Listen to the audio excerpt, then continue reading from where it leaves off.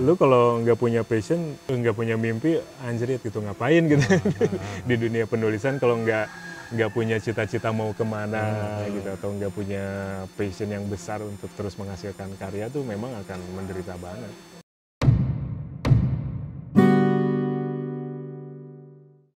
Ya, kita ketemu lagi di Indonesia Tanpa Stigma. Sekarang saya sama Zaki Yamani. Dia seorang penulis, beberapa banyak ya novel Zaki ya. Ya lumayan. Seberapa? Ada total 9 buku sih, fiksi dan non-fiksi ya. Itu totalnya 9 buku. Ya, Zaki ini saya kenal di tahun berapa ya, Jak? Gue kenal sama lo 2014 gitu kali ya. Iya, 2015, Iya, waktu 14, itu ya. dia lagi mau tertarik sama apa yang saya tulis gitu, terus jadilah kita kenalan gitu. Nah, lu mulai bergelut di bidang apa ya, tulis menulis gitu-gitu, literasi kali ya. Itu dari kapan?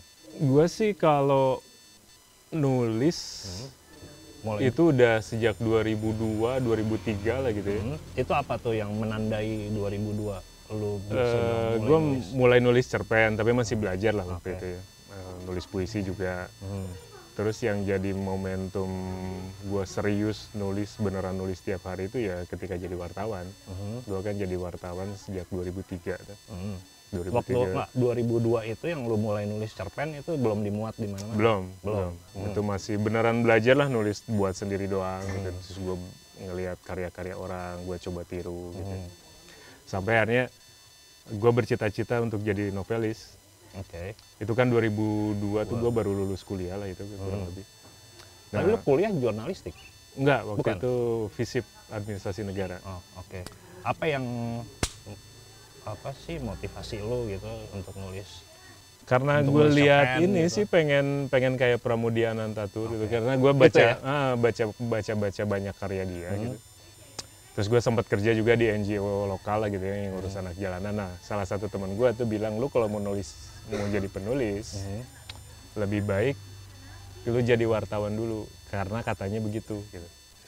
Mokhtar Lubis, ya Ernest Hemingway, semua tuh wartawan gitu. Iya. Terus gue pikir kenapa ya? Nah, teman gue bilang karena disiplinnya, lu harus nulis tiap hari. Gitu. Nah ini gue cari-cari lowongan tuh, cari-cari lowongan di bidang media massa, dan akhirnya ya dapat gitu di Pikiran Rakyat.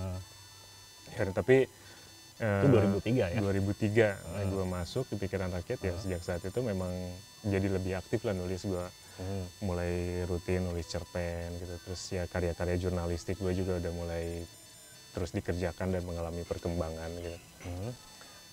Nah dari sejak saat itu sampai terbit buku pertama gue tuh ya cukup lama sih. Buku pertama gue terbit 2010 apa 2011 gitu ya. Itu buku apaan, Jak? Kumpulan cerpen. Oh, kumpulan cerpen. Juni Mushroom dan cerita lainnya. Itu jadi yang lu tulis dari 2002 yang sambil belajar itu mulai Itu gua sortir gitu, gue pilih-pilih mana yang paling baik, kayaknya dikumpulin jadi satu kumpulan cerpen 2010. Gua terbitin Indie itu. Indie. Oke. 2010, terus kemudian gue nulis non fiksi juga dari kerja jurnalistik gue gitu ya. Nah kemudian gue baru bisa nembus penerbit major itu tahun 2015 apa 2016 ya, 2015 kalau nggak salah. Itu novel yang sudah gue kerjakan sejak 2002. Oke. Gitu ya. Novel tentang bandar. Bandar narkoba. Bandar. Lu akrab sama dunia itu, konsumsi narkoba gitu, makanya nggak sih? Iya, make lah dulu. Nyimeng gitu nggak? Dulu ya, kalau nyimeng. Tapi kalau obat sih enggak, gue paling cuma cimeng doang gitu. Minum. Dan memang lingkungan hidup gue dari sejak kecil itu memang tinggal di lingkungan yang dikuasai bandar gitu. Oh gitu? Gue kan tinggal di Jalan Jurang gitu. Bener Ya, cimeng ya? tetangga gue ya pada megang lah gitu kasarnya. Jadi memang barang itu relatif mudah gitu didapat. Nah terus tapi dari sana juga gue ternyata mengobservasi sejak kecil tuh gitu, mengobservasi kehidupan itu. Nah latar kehidupan kayak gitulah yang gue gambarkan di dalam bandar novel itu. gua. Jadi Itu cerita tentang itu ya? jadi latarnya tuh memang hasil observasi gue sejak kecil sampai dewasa gitu, melihat perubahan-perubahan sosialnya gitu, perubahan pola jualan dan lain-lain lah gitu, perilaku orang-orang di sekitar gitu. Tapi gue coba kaitkan dengan sejarah gitu. Ini ya itu ceritanya fiksi kan ya, bukan sejarah beneran gitu. Gue coba kaitkan dengan peristiwa DITI di tahun 40-an sampai tahun 60-an gitu. Jadilah sebuah novel yang menurut gue cukup kaya lah gitu ya si ceritanya gitu. Itu major label. Dan waktu itu gue novel pertama itu langsung masuk di 10 besar Khatulistiwa Literary Awards. Ya cukup optimis kan, Aziz gue ada bakat nih gitu nulis kayaknya gitu. Berbakat gitu ternyata. Akhirnya ya dari situlah gue makin yakin bahwa di dunia gue tuh di penulisan gitu, karena gue merasa nyaman, terus merasa bahagia gitu nulis. Iya, waktu gue tanya kan apa sih karya lo yang paling membahagiakan itu? Semua ya? Semua membahagiakan sih. Ya walaupun saat menulisnya sih ya menderita lah gitu. Maksudnya harus mikir, harus baca referensi gitu, harus meluangkan waktu untuk menulis di sela-sela survival ya. Karena kan dari menulis juga nggak selalu dapat duit gitu. Oh iya. Dari penjualan buku belum. Ya lalu harus bikin penerbitan sendiri gitu. Justru modal kan gitu. Nah itu tapi ya gue enjoy dengan semua prosesnya itu, ketika sebuah karya bisa terbit gitu, entah karya gue atau entah karya orang lain yang terbit di penerbitan gue, ya gue bahagia gitu dengan itu semua. Nah dengan kondisi saat ini digitalisasi teks gitu ya, itu gimana Jak? Lu masih pede aja nulis? Masih pede sih gue sih, masih pede ya. Walaupun katanya orang-orang sudah beralih ke digital gitu ya, tapi menurut gue sih buku fisik masih diminati. Lu suka nulis di Facebook gitu nggak? Kan ada tuh orang yang enggak lah ya. Ya kadang-kadang sih, tapi ya Facebook nggak jadi medium yang gue utamakan lah gitu. Gue paling kadang-kadang nulis artikel untuk Facebook, kadang-kadang nulis puisi. Nulis artikel gitu di Facebook? Okay. Artikel pendek. Iya. Ya cuman istilahnya kalau ada pikiran-pikiran selintas tentang sesuatu, terus gue pikir gue bisa nulis saat itu juga, ya gue tulis gitu. Tapi ya jarang sih, nggak setiap minggu gitu gue nulis di Facebook. Nah lu kan pernah nulis soal ganja di Portugal ya waktu itu. Nah kenapa sih lu tertarik gitu sama nulis tentang gitu kan itu sesuatu yang nggak populer ya, maksudnya ya kondisi di Indonesia seperti itu. Iya. Ya lucu aja sih kalau menurut gue gitu ya. Maksudnya gue pertama ke Portugal tuh orang istilahnya calo gitu ya, calo ganja, heroin, gitu, dia bertebaran di mana-mana. Terus entah kenapa setiap gue ketemu tuh mereka langsung nyamperin gitu. Kan mereka nggak ke semua orang nawarin kan. Iya. Tapi kok gue selalu didatengin gitu, anjir gitu, muka gue muka barbuk banget gitu. Ya dia gue coba belilah gitu. Gue cobain, ternyata nggak bagus juga barangnya, aja mahal-mahal gitu kan. Ya akhirnya gue baca-baca referensi, ternyata di Portugal cukup loose kan gitu kan si aturan hukumnya gitu. Ya akhirnya kan gue mengobservasi juga ya, dengan aturan hukum yang cukup longgar kayak gitu, toh nggak semua orang juga pakai gitu. Nggak di setiap sudut jalan lu bisa lihat orang mabuk gitu misalnya, nggak juga gitu, normal aja kehidupannya. Gue jadi kepikiran kenapa di Indonesia nggak bisa kayak gitu. Kalau toh ganja dilegalkan di Indonesia, gue pikir juga ya akan sama aja kayak di Kanada, di Portugal gitu. Kehidupan akan berjalan normal. Nggak semua orang ngeganja gitu. Nggak semua orang tiba-tiba ngeganja di tengah jalan, enggak gitu kan. Normal aja gitu. Dan ya dengan cara kayak gitu kan rasanya kita jadi lebih leluasa untuk memanfaatkan hal-hal yang lebih positif dari ganja kan sebetulnya. Orang udah nggak perlu takut lagi untuk mengeksplorasi manfaat-manfaat apa aja yang ada di ganja gitu. Ya itu tulisan itu kan tentang pengalaman lo di ditawarin ganja gitu. Terus lo ngebeli itu. Tapi secara pemikiran gitu, itu emang mestinya seperti itu atau gimana, Jak? ya gue pikir, gue juga terpengaruh buku Rus sih, yang buku War on Drugs itu kan bagus banget ya, mendeskripsikan tentang narkotika dan berbagai jenisnya dan sejarahnya segala macam gitu. Ya menurut gue sih apa ya, setiap barang atau benda itu kan selalu ada efek negatif atau efek positifnya gitu. Nah kenapa kita nggak mengeksplorasi lebih jauh di efek positif gitu, dibanding kita terus-terusan bergulat dengan efek negatif sebuah benda gitu kan. Efek negatif itu ya bisa dihindarkan dengan berbagai cara, apalagi kalau ternyata satu barang atau satu benda itu lebih banyak positifnya. Orang kan akan terarah pikirannya bahwa benda ini ada manfaat positifnya ini gitu, orang akan terarah ke sana gitu, dibanding kita terus-terusan ngomong ini efek negatif gitu kan. Orang akan jadi pikirannya terus ke negatifnya terus. Lu nggak gitu. takut dicap, wah si Jaki mah emang pemakai gitu atau gimana? Nggak juga sih, soalnya gue juga bukan pemakai ya gitu. Gue sih orang yang eksploratif. Artinya ada sesuatu ya gue coba, cuman pengen ngerasain doang gitu. Ya apalagi di usia kayak gini ya, kalau di masa muda dulu ya memang Lebih eksploratif. iya, dan frekuensinya itu kan Iya. lebih ini gitu. Kalau sekarang sih gue udah nggak nyari-nyari gitu, tapi ya lebih ke pemikiran aja sih, lebih banyak mengeksplorasi pemikiran, kenapa ya ini nggak boleh, kenapa itu boleh. Iya, tapi lu nggak takut gitu dicap. Enggak, karena ya yang gue kedepankan kan pemikiran, bukan pengen apa ya, bukan pengen sesuatu dilegalkan demi senang-senangnya gitu, tapi coba kita eksplorasi hal-hal yang lebih jauh, yang lebih positif dari sesuatu gitu. Gitu ya. Nah, teman-teman, Jaki tuh punya, yang saya tahu dia punya mimpi untuk dapetin Nobel. Hadiah Nobel. Iya, masih lah itu masih jadi mimpi gue. Gimana tuh Jak, ceritain Jak. Wah itu mah gila lah, itu mimpi yang akan Nobel sangat, sastra ya? ya pengennya begitu gitu. Tapi itu mimpi yang jauh banget, yang jalannya aja masih belum gue bisa lihat gitu. Tapi gue tetap menyimpan mimpi itu gitu. Terutama sekali sih buat memotivasi gue dalam dunia penulisan agar gue nggak stagnan gitu. Gue harus mengeksplorasi banyak hal, karena yang gue tahu juga kan pemenang-pemenang Nobel karya-karyanya nggak sembarangan gitu. Dan proses mereka juga edan lah gitu.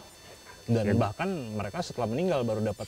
Enggak sih, enggak juga. Enggak, Nobel itu diberikan kepada penulis yang masih hidup. Masih hidup ya? Cuman ya jarang, nggak ada lah orang yang dapat Nobel di usia muda gitu ya. Dan mereka tuh memang mengalami proses yang sangat panjang, yang ya berkeringat, berdarah-darah segala macam lah gitu, untuk bisa menghasilkan karya yang berpengaruh buat umat manusia gitu. Nah gue pengen kayak gitu. Gue belum apa-apa gitu sampai sejauh ini ya, karya gue juga baru berapa sih gitu kan. Belum juga dipandang di dunia internasional, belum berhasil menembus gitu dunia internasional, walaupun gue sudah berupaya ke arah sana gitu. Tapi ya orang Indonesia ada nggak sih yang dapat Nobel? Belum ya. Tapi kalau yang dapat penghargaan internasional sudah banyak. Gitu. Cuman untuk dapat Nobel tuh belum. Katanya sih dulu Pramudia Anantatur sempat digadang-gadang gitu kan, cuman nggak sampai dapat gitu. Ya gue kebayang kan Pram aja nggak dapat gitu, apalagi gue gitu. Tapi ya gue tetap pengen menyimpan mimpi itu sih. Iyalah. Karena itu jadi motivasi pribadi gue gitu, untuk tetap menulis dan berkarya gitu. Iya. Ya gue sih emang pemimpi berat sih. Iya. Penghayal, pemimpi gitu. Tapi ya apa salahnya dengan itu gitu. Betul. Setiap orang boleh kok punya mimpi setinggi langit gitu. Masalah mimpi itu terwujud atau enggak kan tergantung usahanya. Gitu. Iya. Nah sampai saat ini ya gue masih pengen berusaha mewujudkan mimpi itu. Gitu. Nah lu kan sempet tuh tahun berapa ya yang lu di koran itu lu depresi gitu-gitu. Itu gimana tuh? Ya gue mulai meledak depresinya tuh ya 2016 ya. 2016 ya? Kayaknya sih itu udah, gejalanya sih udah lama. Cuman meledaknya di 2016 ya, gue ngamuk-ngamuk lah, gak bisa tidur lah gitu kan. ya akhirnya ya gue berkonflik dengan perusahaan tempat gue kerja gitu karena mereka nggak percaya gue bisa menderita hal itu. Gitu. Jadi ketika gue minta pensiun dini nggak dikabulkan dan ujung-ujungnya malah gue di PHK sepihak gitu. Akhirnya sampai ke pengadilan dan segala macam ribet lah itu. Ya tapi ya apapun itu. Dan ya teman-teman ini bukan stigma lagi ya, tapi lebih ke apa ya? Ya penindasan gitu kali ya. Ya kebayang ya, bayangin lu dalam kondisi sakit. Lagi meledak gitu kan, depresi itu ada relapse yang bisa meledak gitu. Terus lu di PHK. Rasanya apa gitu, anjrit gitu kan. Wah itu tahun-tahun gelap lah buat gue ya, tahun 2016 sampai 2017 itu masa yang benar-benar sangat berat gitu dalam hidup gue. Lu nggak punya duit, lu harus berobat, terus lu berproses di dalam hukum lagi. Gitu kan. Lu harus, ya untungnya banyak yang ngebela sih ya, kawan-kawan LBH Bandung, itu Haji Bandung itu jadi para pembela gue. Dan lu menang kan di pengadilan? Menang sebagian. Menang sebagian. Jadi putuskannya menang sebagian. Tapi ya gue dapat duit lah dari akhirnya gitu dari. Terus bisa buka itulah ya, kafe gitu ya. Sempat buka kafe tapi bangkrut juga. Tapi itu nggak ada hubungan sama depresi lo kan? Enggak. Kalau itu sih masalah proses bisnis aja kan? Gitu. Tapi ya depresi gue sih ya dalam waktu-waktu tertentu gue sudah tahu gue bakal relapse. Karena yang namanya depresi itu kan pasti akan mengalami relapse. Setidaknya sekali lagi dalam seumur hidup. Kambuh gitu. Ya? Kambuh. Ya gue sering kayak gitu. Tiba-tiba mood drop, gitu. Tiba-tiba merasa sedih sendiri, gelisah. Ya akhirnya gue sampai sekarang kan masih berobat. Nah ya Jaki, ya saya salut sama dia gitu, walaupun dia depresi gitu, berobat, tapi tetap nulis Jak ya. Tetap gue nulis tetap gitu. Sampai sekarang beberapa tulisannya Jaki diterbitin juga ya, sama major label lagi. Iya. Ya gue tahun ini aja terbit 2 buku, satu oleh penerbitan gue sendiri, buku puisi, satu kumpulan cerpen yang kedua itu oleh major label. Terus yang naskah yang udah ada di penerbit besar itu juga sudah ada siap. Nah, lu bisa, gue penasaran gitu, kalau gue kan kalau lagi dalam keadaan depresi gitu ya, atau misalnya lagi putus obat gitu, ini malas banget gitu nulis. Nah itu gimana tuh ya? Ya mungkin setiap orang beda-beda sih ya responnya terhadap itu. Tapi kalau gue sih ketika kayak gitu justru gue melepaskan stresnya, tegangannya itu ke tulisan. Entah itu cerpen, puisi, atau novel gitu. Karena gue punya banyak pilihan jenis tulisan kayak gitu, jadi ya gue menyalurkannya bisa sesuai mood yang sedang berkembang saat itu gitu. Tapi pakai obat dong? Pakai obat. Berobat gitu. Berobat, tetap berobat. Ya gue masih sampai sekarang tiap hari masih minum obat. Karena belum saatnya, dokternya juga masih bilang belum saatnya gue berhenti gitu. Pernah waktu itu dicoba berhenti ya gitu. Gue cuma tahan 11 hari gitu. Yang terjadi apa setelah 11 hari? Wah itu gelisah, gelisah berat. Yang gue nggak bisa fokus itu ngomong. Benar kan lu nulis pun nggak bisa atau gimana? Nulis tetap gue nulis puisi. Di saat-saat itu ya gue cuma bisa nulis yang pendek-pendek. Tapi di waktu yang lain gitu, di tahun lalu lah atau 2 tahun lalu, di saat kayak gitu ketika gelisah gue lari ke nulis novel. Jadi ada naskah novel gue yang berhasil gue selesaikan dalam 1 tahun. Padahal biasanya gue nulis novel tuh antara 7 sampai 12 tahun gitu. Nah tapi yang novel terbaru gue tuh selesai dalam waktu 1 tahun. 1 tahun. Itu tahun berapa? 2019 gue mulai merancang kerangkanya. 2020 udah bisa gue selesaikan. Udah fix itu. Itu kan lu setelah dipecat, setelah kejadian-kejadian itu kan dipecat, kemudian lu buka kafe, terus nggak untung juga gitu ya. Itu 2019 lu bikin itu, dan lu jadi pengangguran kan waktu itu? Iya, gue yang ngandelin project-project jangka pendek gitu kan ya. Ngandalin sedekah gitu. Tapi ya ternyata produktivitas gue dalam menulis tetap terjaga gitu. Makanya yang gue pikir ya hidup gue tuh memang di dunia penulisan sebetulnya. Gitu. Selebihnya tuh adalah survival. Ya lu nulis untuk pelarian atau emang passion lo, hasrat lo gitu untuk nulis. Kan ada tuh yang orang kalau lagi suntuk gitu, kalau lagi galau ya gue nulis deh gitu sebagai pelarian aja, tapi pas emang benar-benar sadar gitu, pas emang lagi eling ya biasa aja. Bisa dua-duanya sih. Dua-duanya. Gue bisa mengklaim kalau gue nulis puisi itu pelarian. Oke. Oh lo ada banyak banyak tipe tulisan. Penulisannya ya. Kalau gue nulis puisi itu lebih banyak pelarian, ya karena kebetulan stress reliefnya di situ gitu. Tapi kalau nulis prosa, gue pikir gue nggak bisa bilang itu pelarian karena yang gue tulis bukan tentang diri gue. Yang gue tulis ya tentang dunia di luar diri gue gitu. Dan itu bukan curhat, bukan curhat gitu. Tentang bandar gitu, tentang industri media, tentang air gitu, ya waktu tentang air, tentang kemarin kan perjalanan ke Portugal tentang Portugal abad 15 gitu. Jadi ya memang itu passion gitu. Dimana gue benar-benar mengerjakannya dengan telaten gitu, dengan sabar gitu, dengan meneliti gitu, dengan mengobservasi gitu. Ya banyak kerja-kerja di dalam penulisan yang gue pikir kalau gue cuma pelarian, gue nggak akan sanggup menyelesaikan itu semua gitu. Tapi kalau puisi memang iya, gue pelarian itu sih memang refleksi dari amarah gue, atau rasa cinta gue, atau rasa kekecewaan gue gitu. Nah terus kan ada juga nih stereotip ya, bahwa ya lo kalau mau jadi penulis ya siap-siap aja miskin. Ya banyak lah penulis-penulis yang kayak siapa ya, Iwan Simatupang gitu kan di masa akhir hidupnya ya begitu deh. Ya memang gitu, mungkin itu nasib penulis kali ya. Dan nasib orang itu bukan kita yang nentuin. Iya, nasib. Ya kita bisa lihat ada beberapa penulis yang kaya raya gitu, tapi karyanya juga ya begitu-begitu aja gitu. Itu memang sangat tergantung pada pasar. Tapi kalau lu menulis untuk peradaban gitu ya, ketika lu memang mempush diri lu sampai semaksimal mungkin, belum tentu karya lu disukai orang lain. Dan itu artinya nggak ada penjualan. Nggak laku, gitu kan. nggak laku. Artinya nggak laku.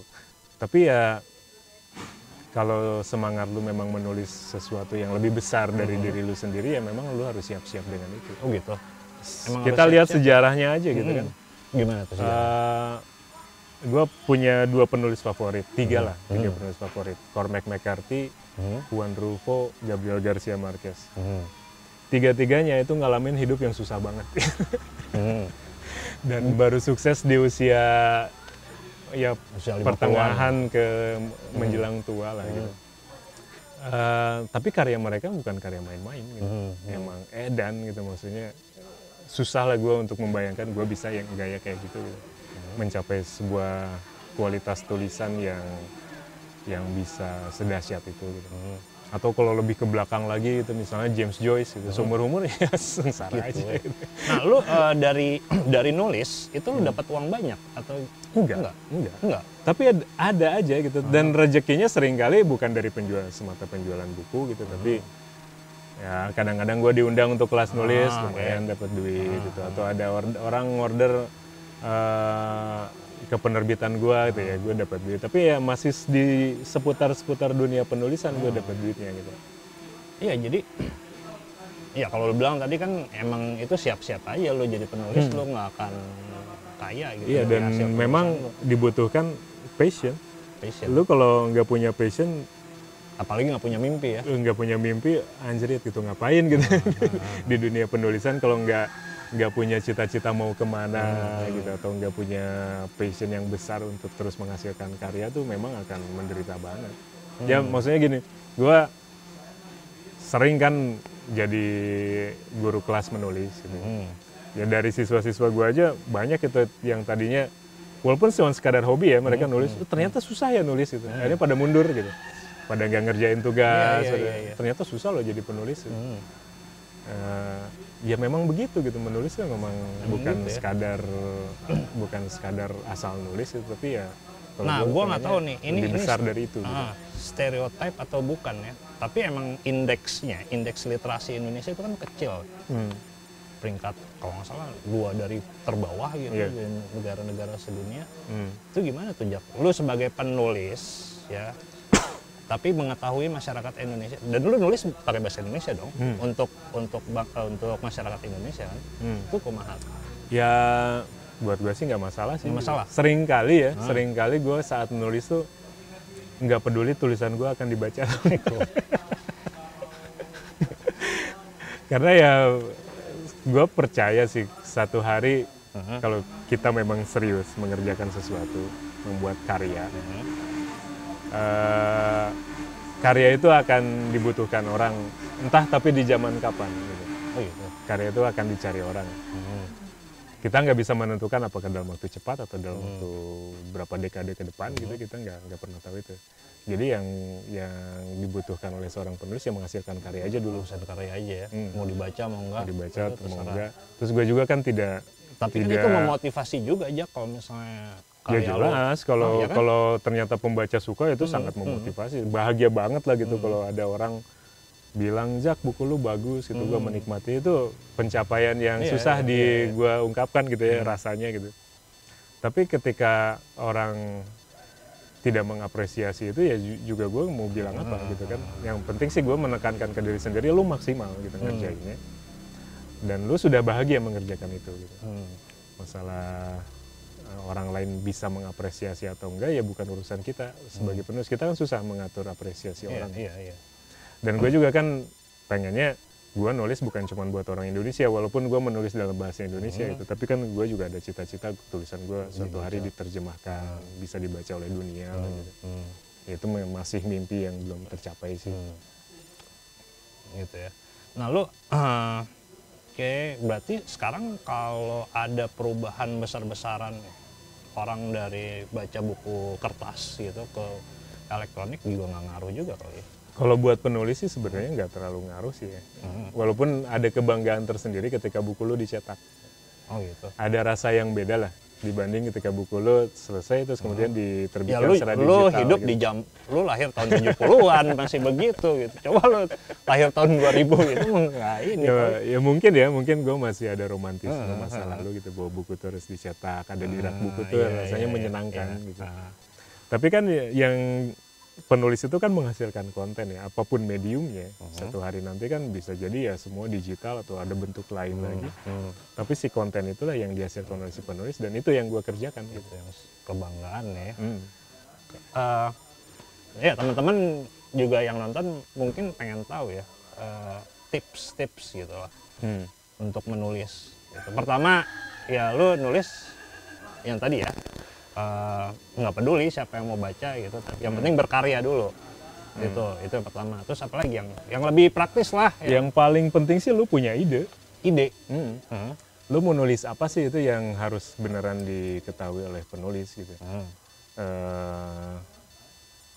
Ide itu apa ya, memang seringkali tidak muncul begitu saja gitu, nggak kayak ilham yang tiba-tiba wah menulis ini gitu. Seringkali nggak kayak gitu. Tapi juga bisa kayak gitu. Nah seringkali ya kita harus mencari ide itu, harus dicari dari apa? Dari kehidupan lah gitu, dari lu ngobrol dengan orang gitu, lu lihat dunia, lu jalan-jalan gitu. Dari sana ide itu bisa digali gitu. Ya gue sih sepanjang karir gue menulis itu sangat jarang gue mendapatkan ilham gitu, misalnya lagi ngelamun tiba-tiba ide ini, tapi pernah gitu. Dan gue merasa ya itu sih rezeki aja gitu. Idenya muncul terus gue bisa langsung nulis terus selesai gitu dalam satu waktu yang cukup pendek gitu. Tapi ya lebih seringnya sih gue harus cari-cari ide. Dari bacaan gitu, dari ngobrol dengan orang, dari observasi gue terhadap dunia gitu, dari interaksi gue dengan orang-orang gitu. Itu yang dari sanalah ide itu gue rumuskan gitu. Gue rumuskan terus gue bikin kerangkanya gitu, gue cari referensinya. Ya prosesnya kayak gitu. Jadi memang kalau menulis mengandalkan ilham, lu nggak akan pernah produktif. Ya. Jadi ide-ide itu emang ada di sekitar kita. Di sekitar kita. Ya observasinya. Tapi kan ya yang lebih praktis daripada itu kan di tataran ini ya, di tataran pemikiran gitu. Ya mulai membiasakan menulis ini sih, menulis yang pendek-pendek aja gitu. Bahkan ide pun ketika tercetus, tulis aja dulu gitu. Pendek. Entah itu berupa judul gitu ya, atau paragraf singkat gitu. Tulis aja dulu. Nanti lama-lama lu akan punya kebutuhan untuk mengembangkan itu gitu. Kerjaan gue kan hampir setiap hari kayak gitu. Ada ide catat gitu. Atau gue terpikir satu paragraf tertentu, gue tulis satu paragraf doang gitu. Terus nanti gue pikirin, oke ini akan berkembang ke arah sini, ke arah sini, ke arah sini. Jadilah sebuah tulisan gitu. Dan itu bukan hanya harus untuk ditulis ya. harus ditulis, bukan hanya penulisan fiksi, untuk non fiksi pun gue seperti itu gitu. Ya katakanlah karya-karya opini, esai atau karya jurnalistik gue ya dimulai dari pencarian ide, terus gue catat, gue kembangkan. Mencatat ya, mencatat itu ya, mencatat terus dikembangkan. Ya gitu teman-teman. Jadi ya ide kalau ditatarin itu, tapi ya praktisnya ya mulai menulis. Mulai menulis. Gitu. Seburuk apapun gitu, karena yang gue tahu juga penulis-penulis besar selalu bilang draft pertama dari tulisan mereka tuh mereka benci banget. Nah, oke. Pasti Gitu ya? jelek gitu. Jadi ya sebuah tulisan yang bagus itu nggak sekali tulis terus jadi bagus gitu. Itu tuh butuh proses revisi, baca ulang, baca ulang, dimaki-maki dulu sama teman-teman gitu ya. Ya itu proses yang lu harus jalanin gitu. Banyak orang kan merasa menulis draft pertama aja udah susah payah. Benar. Terus disuruh baca temannya, terus temannya maki-maki atau mengkritik lah gitu. Terus dia patah arang gitu, anjing gini banget itu, sih gitu. Akhirnya nggak diterusin. Gitu ya? Nggak gitu ya. Lu butuh kritik. Lu Butuh. butuh cacian gitu untuk membuat lu berkembang gitu. Oke. Jadi teman-teman ya kalau misalnya lu nulis draft awal emang itu yang selalu dibenci ya. Dan pasti itu banyak dikritik, banyak dikasih masukan. Ya gitulah. Dan emang menyebalkan sih. Gue juga ngerasa seperti itu aja waktu buku gue diacak-acak sama si Rere tuh anjing. Ya kan karena lu merasa sudah effort lu maksimal kan. Tapi ternyata buat pembaca belum tentu gitu. Buat editor belum tentu gitu. Iya. Nah, gue selalu menekankan dalam kelas-kelas menulis gue gitu. Menulis itu adalah bersabar gitu. Lu nggak bisa nulis tanpa kesabaran yang besar gitu. Dan mau berproses untuk menjalani setiap tahapannya gitu. Nggak pernah ada lah tulisan yang sekali tulis langsung bagus gitu. Itu pasti dibutuhkan kritikan, revisi berulang kali gitu. Editor gitu. Proses editing dan seterusnya. Ya udah teman-teman, kita selesai di sini, sampai ketemu lagi dengan teman-teman yang lain yang saya akan Rumah Cemara ajak ngobrol. Oke, makasih. Dah.